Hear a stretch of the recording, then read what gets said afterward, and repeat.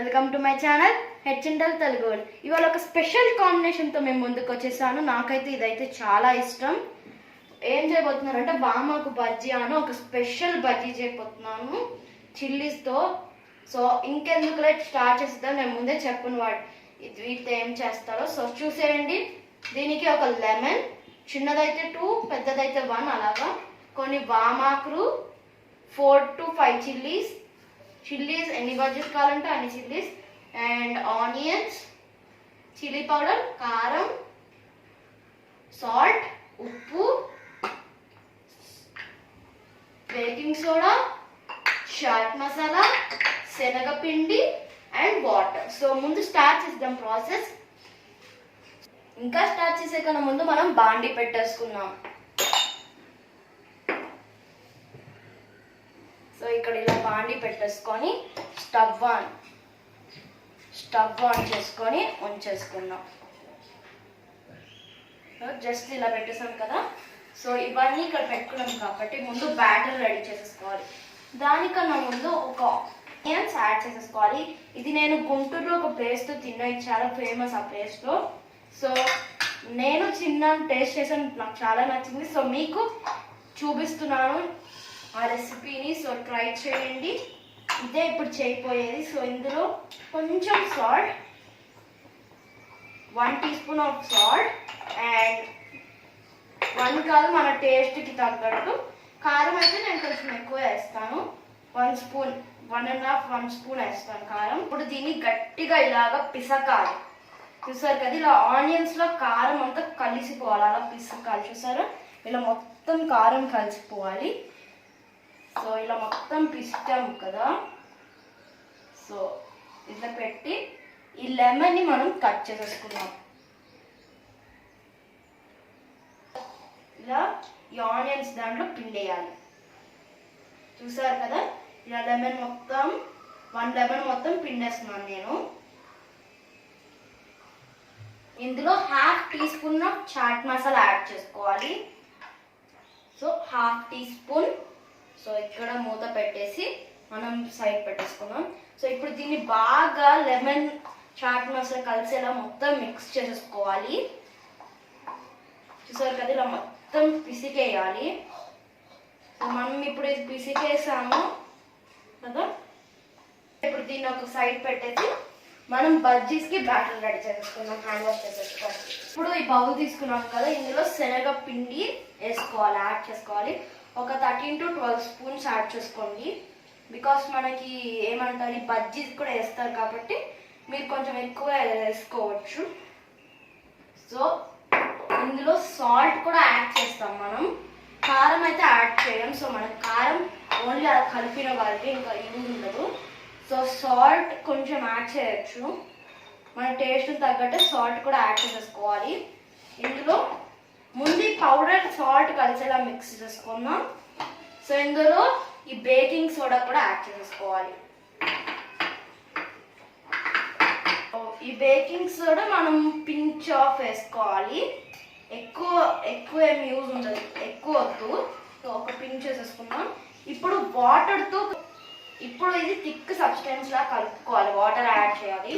కొంచెం water add చేసుకుంటూ మనం థిక్ సబ్స్టెన్స్ చేసేసుకోవాలి. చూసారు కదా, ఇలా కొంచెం వాటర్ యాడ్ చేసుకోవాలి. థిక్ సబ్స్టెన్స్ లోకి రావాలి.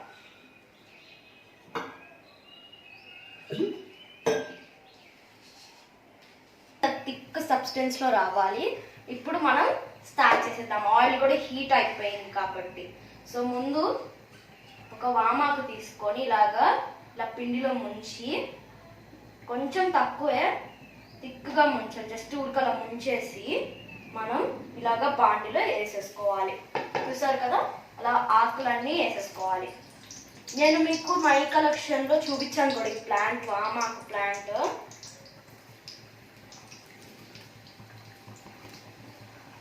సో ఆకులకి ఆ పిండి అంతా అంటుకోవాలి. ఓకే, సో అలా ముంచేసి ఇలా ఫింగర్తో అనేసి మనం ఇంకా దీన్ని ఇలాగా వేసేసుకోవాలి.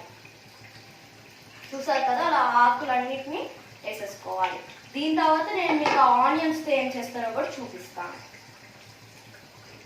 ఇలా ఉన్న బ్రౌనిష్ వచ్చేసి మనం గంటతో తిప్పేసుకున్నాం. సో ఇలా మొత్తం గోల్డెన్ బ్రౌనిష్ కలర్ వచ్చిన వరకు మనం తిప్పుకోవాలి. సో ఇంకా ఎల్లోలోనే ఉంది, జస్ట్ వెయిట్ చేద్దాం. ఇవి వామాకులు అయితే తొందరగా కాలిపోతాయి, లైక్ తొందరగా అయిపోతాయి. బజ్జీ చూసారు కదా, ఇది ఆల్రెడీ అయిపోయింది, ఇటువైపు కూడా అయిపోయింది. సో ఇది ఒక్కటే తీద్దాం అవి. సో ఇప్పుడు ఇవన్నీ కాలాయి కాబట్టి మనం తీసేసుకున్నాం. ఇలాగా ఒక ప్లేట్లోకి వామాకులన్నిటిని సర్వ్ చేసేసుకున్నాం.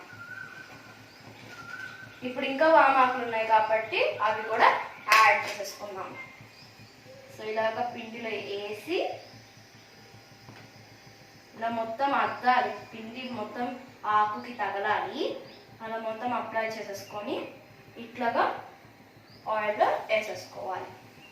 సో ఇలా ఇంకా 2 ఉన్నాయి కాబట్టి ముందు వామాకు వేసేసాం కాబట్టి మనం నార్మల్గా బజ్జీలు ఎలా వేస్తామో అలా వేసేసుకోవాలి. సో ఇలా పిండి అంతా అప్లై చేసేసుకున్నాం కదా, ఇలా బజ్జీస్ కూడా ఒక సైడ్ వేసేసుకున్నాం.